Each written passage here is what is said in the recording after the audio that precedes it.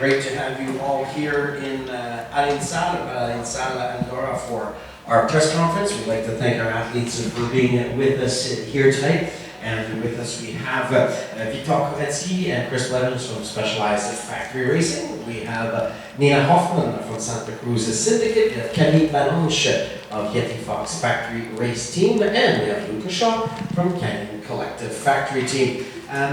We're going to mix the questions up tonight. We're not going to go solely on one athlete. We'll kind of bounce back and forth. And I have some questions that will concern pretty much everyone sitting here. So thanks once again for being here. We're going to start with Nina. Nina, it was a run for the ages last weekend in Redbull. You were the only woman sub 4 minutes on this new track.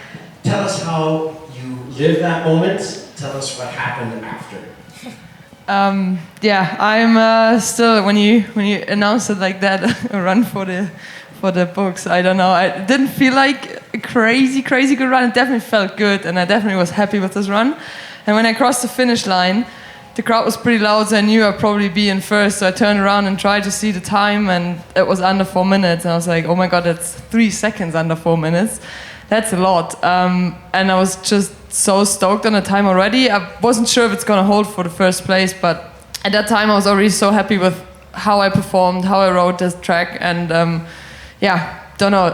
I was just after all that happened in the season before already with my crash and Leo gang and everything, this just was like, man, finally I can show what I'm capable of, and that just felt really good.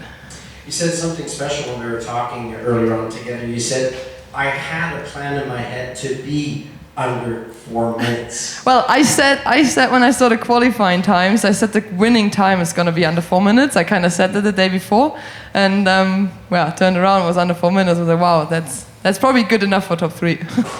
Camille, and we'll get to Luca after.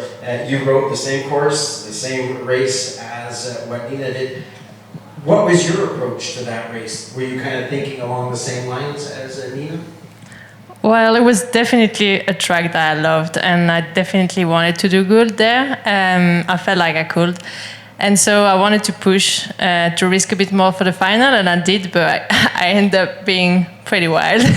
So yeah, at the top, like I saved like a big mistake, and I could have ended up on the ground, so it was really good. And I kept missing just stupid mistake, and I felt like my speed was good, and I was still like top 3 or top 2 until the last split, but I don't know, they rode so well at the bottom, I don't know. I mean, yeah, I was just surprised to lose so much time the last split, but overall I was super happy that I pushed.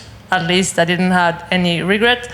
Obviously, it would have been cool if I didn't make that many mistakes, but at least I tried, and yeah, I knew this track was going to be good for me, and at the end, top 5 is not bad, so I'm going to take it. Luca, also you had a very decent run. Was it possible to have a run without making any mistakes in that street? Sure. Well, probably not. Yeah, honestly, like my day kind of went just like Cami said. Like I felt really good and was enjoying the track all weekend, and I just pushed way too hard in the final. And yeah, I think that track is so long and technical and steep. You kind of have to let it come to you and not push too hard. And yeah, we'll know next year, hopefully, if we're back there, that you kind of have to let the track come to you and find that flow to go fast, I think. So yeah, it's definitely a brutal track. This is a question for all 3 of you, and then we'll get to Chris and Victor with some questions also. We've had a sequence of very technically difficult tracks, dry, fast tracks, definitely taking the toll on a lot of the athletes fatigue-wise and all that. Are you happy that this last track of this first big block is a bit more, not relaxed, it's still a fast dry track, but it's not as demanding, I think, physically? Yes and no. Like I think the track here is definitely, like you say, it's a lot shorter and less technical, but it almost makes the race harder because so many people can go fast. I felt like Val de Sol and La Tuile is so demanding and challenging that it kind of slows the pace of the racing down just a little bit. Like you have bigger time gaps between the riders, and it's almost more relaxed to race, where like here I know tomorrow like it will probably be 2 seconds for the top 20. Like it's going to be really tight just because it's not that demanding or technical. So it's more relaxing to practice, but it's less relaxing to race, I would say. Maybe. Yeah, I will say exactly the same. I would way rather have another track like La Tuile or Val d'Isole to finish the block than have this one. Nina, you've won here before, so does that give you an advantage on this track? Do you feel you got it here? Well, I'm not thinking too much of this win from 2 years ago. I'm actually having more the 10th place from last year Worlds in my head. But nah, that's all good. I think this track is less physically, but way more mentally challenging, because you have to go so much above your limit and kind of switch your head a little bit off and accept that you're going to be flat out in sections, and if that goes wrong, it goes really wrong. So whoever does that the best on Saturday, I think, wins the race. Chris, when it comes to the cross-country side of things, you have been literally on a rip and tear, especially in the short track of late. You already have the most wins with 5 consecutive ones on the men's side. Is that record something that's consistently on your mind? Is it a motivator? Or Chris Blevins just does not fuss about those things? Yeah, I guess I don't really fuss about that. I mean, because each weekend is just a new challenge, a new opportunity, and I think that's what I've been successful. That's how I've been successful this year, is starting from zero every time. Ground zero, meaning your approach, your process, not taking anything for granted, and yeah, just gonna try to stay in that mode. I enjoy that, like freshness of each race day, and yeah. It's a new opportunity a lot earlier. Got to wake up probably the earliest I have in a couple weeks tomorrow for short track, but yeah. The other thing that's running in the balance this weekend, I'm sure you're aware of it, with a win in the XCO, you're going to join a pretty select group of American riders, Ned Overend, John Tomac. What does it feel like to probably have your name next to those guys in the record books? I wasn't really aware of that. You saying, would it be tying the... Yeah, it says with a win this weekend, you'd be joining Ned Overend and John Tomac with 6 wins. Gotcha. Yeah, 5 or 6. Be 5, yeah. 5, exactly. Yeah. In the XCO, yeah. Yeah. Exactly. Short track. Well, I mean, Ned I grew up just down the street from Ned in Durango, and John Tomac, I grew up BMXing with Eli, actually. He's gone on to, do cool things. So I, sort of grew up with that backdrop of mountain biking in Durango. So I feel like even if I, never won a single World Cup, I was kind of a part of that community and those people I looked up to from such an early age, and just felt like, normal people you'd go on a Tuesday night group ride with. So yeah, it's really cool to see myself enter into that sphere a bit. And hopefully there's, kids in Durango now who look up to that and see what they can do as well. That's cool. Victor, you won the stripes, the maillot irisé, as they say in French, on this short track. Is that something that you carry as a memory with you that says, oh, I gotta go get it again this year? The proof is in the pudding. This is my course. I don't know. It's a little bit like Chris said. Like each race, it's completely different.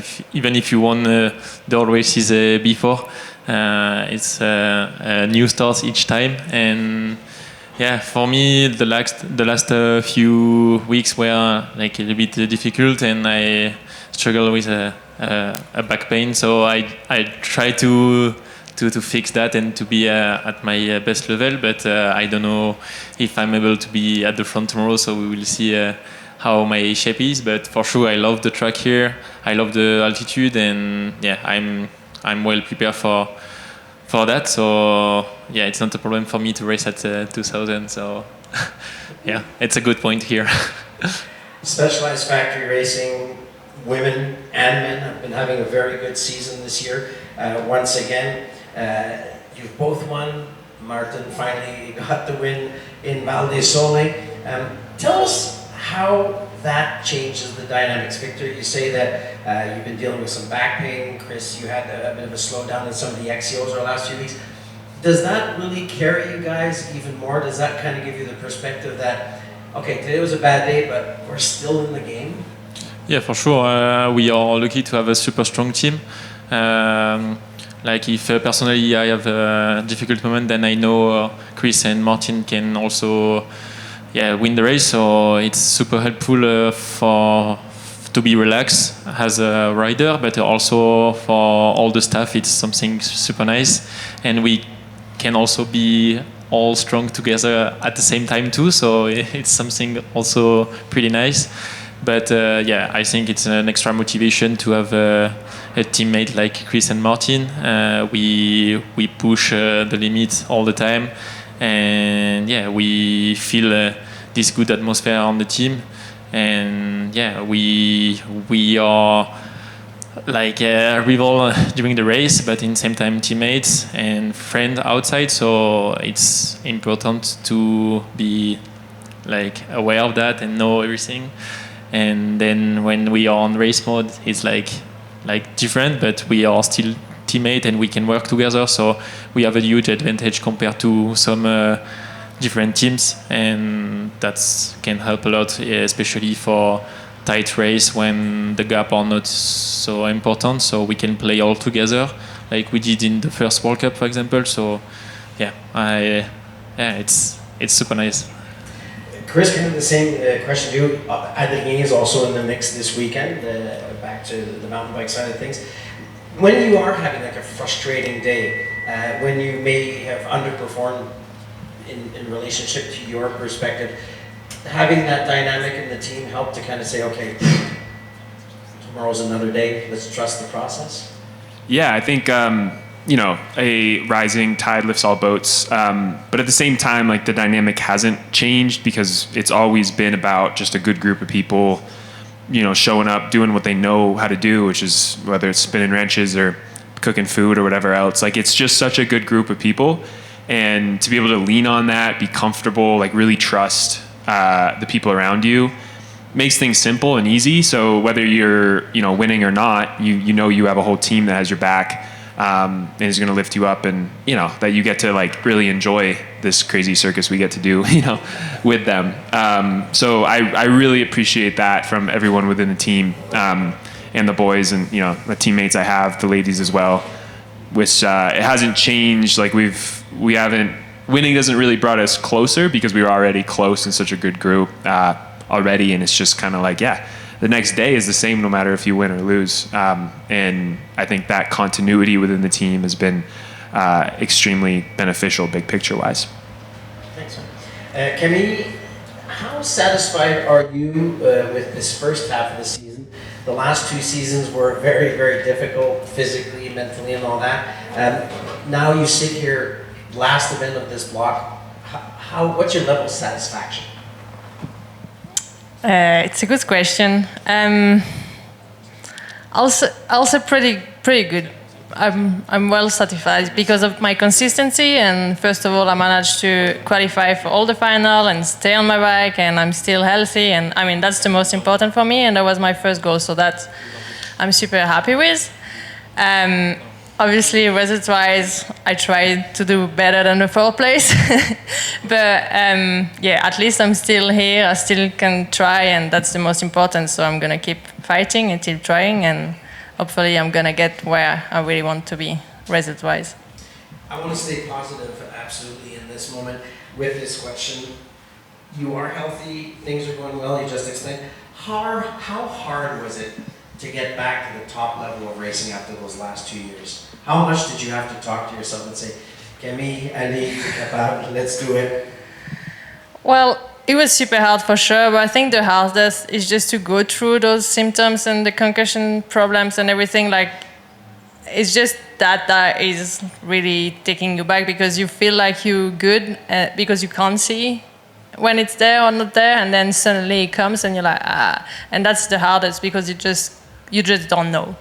And it's not somewhere like you can't just do an MRI or something and be like, okay, no, it's not fixed or it's fixed. You just don't know. And you really don't know when it's going to disappear. So that was for sure the hardest part. But I was happy with my riding and everything, but I just couldn't know when I'm going to have issue or not. And that was for sure the hardest part. And I had to be really, really patient, which we all know athletes are not. So that was for sure long, and it took 1.5 years. So for sure, like it was hard, but I will say now I'm super, super happy to be back, but obviously in my head, like I kind of protecting myself. That's why I'm also not in front, because I want to push and everything, but I guess in the back of my head, like I'm like, but just, like don't take any risk and stay on the bike. And that's what is hard to deal now, because I'm happy with my riding, but I also know I need to push more because the level is like crazy. And I know I'm not doing that. So on one side, I'm really happy because I'm healthy and I'm staying on my bike, but on the other side, I will kind of be happy also to try to push more, so I have a bit more chance. But I mean, it's okay. But the most important is to stay healthy. Exactly. Nina, it's turning into one of the best battles I've seen in a long time, and a lot of people have seen in the women's downhill category. It has never been more competitive, based on a lot of the analysis of the experts. 4 different winners from the 5 opening rounds. 7 riders have been standing on the podium so far this season. Is it going to get any easier this year? Oh, for sure it isn't. I think we are pushing each other so much at the moment, which is great to see. Women's racing is just almost as good as the men's, and that's just lovely. I mean, a couple people has taken themselves out already. I hope it's not going to get any more, and the ones who are injured are coming back and are fired up for the second half. So, that's the cool thing at the moment. I'm back in the years. You had like a couple good riders, and then maybe 1 or 2 were injured, and then it was only like 2, 3 left. But now it's a few injured, but it's still crazy high, that level. So it just shows how good everyone is, and let's keep that up. We've been talking, Luca, a lot about consistency. It has been probably your greatest friend this year. You said 5th in the overall standings. You've had very strong qualifiers. What's that last little missing element, you think, to hit the podium or get the win? Good question. I don't know. I've just been still trying to do my very best each race and not like overthinking it. I think I've been in the mix each race, but not really had everything click like I want to.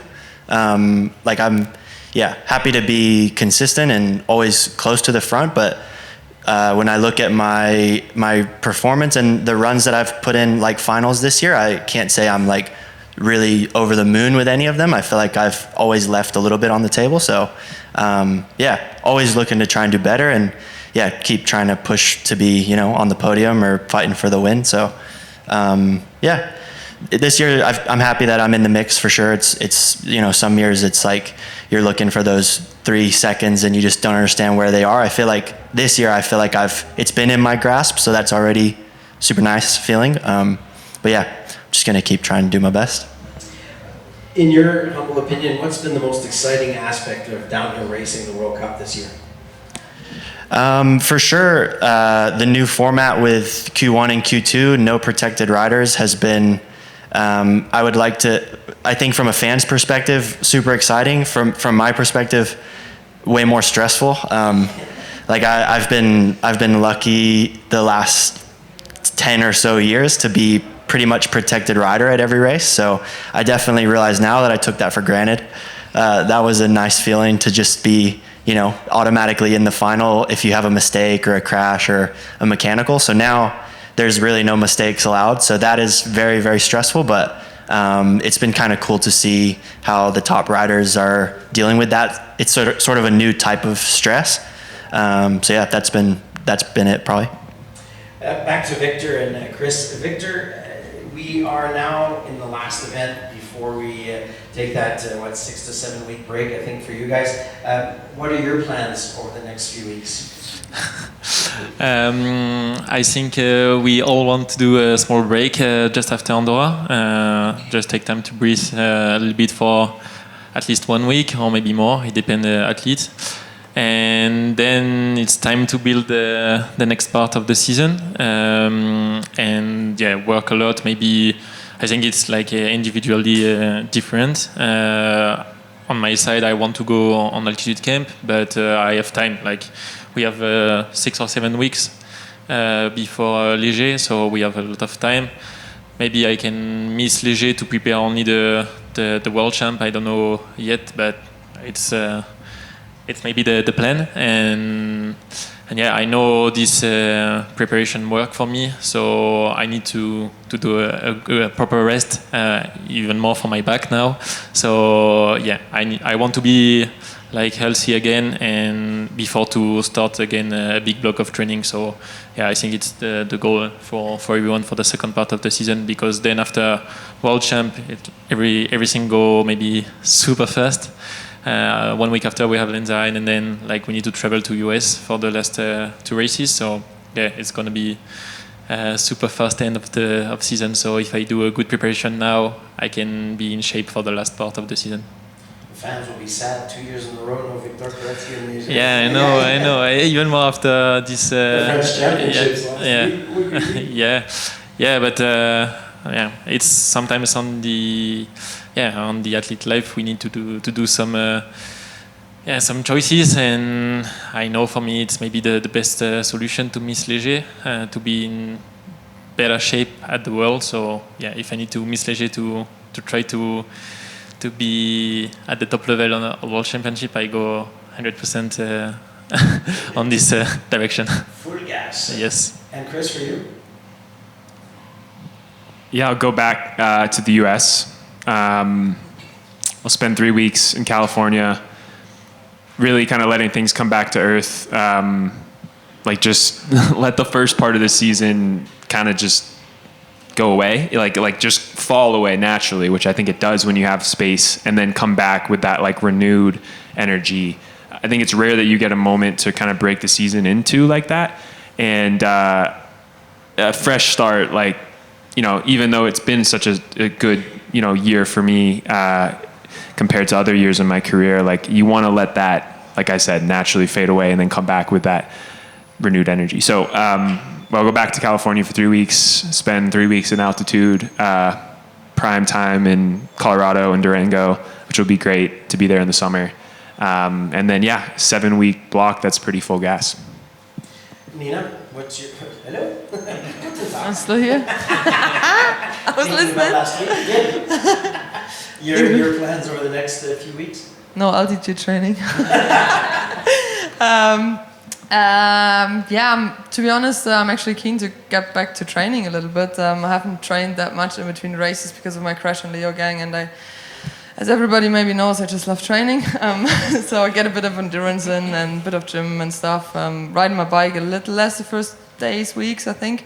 We've got German champs coming up halfway through August, and then off to Léger. Camille?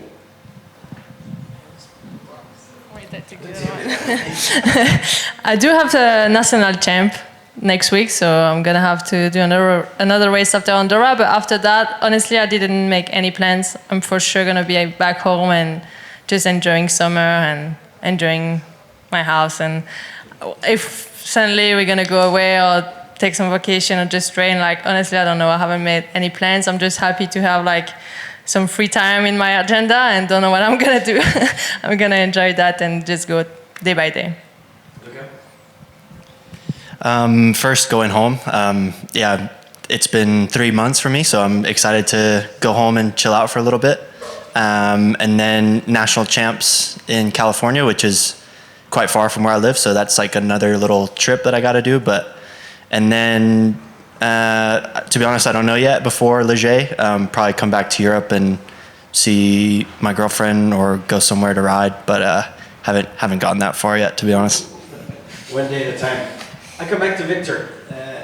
Victor, you are part of the group that got to choose a plate number for this season. I want to hear from every single one. I think, Luca, you're the one that will have to be thinking about a plate number. Why the number? What's the number first and foremost for everybody, and why, Victor? So it's the number 6, and yeah, 6 because I have a lot of 6 in my life on my birthday, on the birthday of my wife, my son too. So yeah, it's a lot of number 6. So that's why I decided to choose the number 6. And we also weighed the second baby on the 6th August this year. So yeah, it's a lot of 6. It's a lot of 6. Chris? Number 8, because 24 wasn't available in Kobe Bryant. So he was 8 for half his career and then 24 for the second half. And I grew up a massive Lakers fan, Kobe fan. And if there's one athlete that you kind of like want to embody his spirit and his attitude, it's Mamba mentality. So number 8, yeah. I get that. Nina. Number 96. I was actually close to pick number 6 as well, because it's kind of my lucky number. And then I thought, single digit, I'd just go for the double. And I'm born 96. Kind of love the symmetry of the number. And It's the yin, the yang also. yeah, exactly. So yeah, I love it. Kevin? Number 4. I was the opposite. I don't know. I wanted a single digit. I felt like I always had 14 in my career in ice hockey or stuff like that. But I felt like in downhill, in mountain bike, I don't know. I felt cooler to have one single digit. So actually, 14 was my favorite number. But because I wanted a single digit, it went to 4. And then also because I wanted to play with it because my name, I have a lot of A, and so I put it in the KM. So instead of the A, I have a 4, and I wanted to be able to do some little stuff like that. So that's why I went for 4. Interesting. Luca, what would be the number for you? I have to see what's available first, I guess. Probably slim pickings, but yeah, I don't know. I'm a big football fan, and 17, Josh Allen is my favorite quarterback, so if that was available, maybe I'd take that. I don't think there's any single digits left, so yeah, I don't know. Whatever's left, I'll just pick up the scraps, hopefully. Come on. Thank you, folks. That's all the questions I have from myself. Do we have any questions from the room? Let's get a question. Yes, please.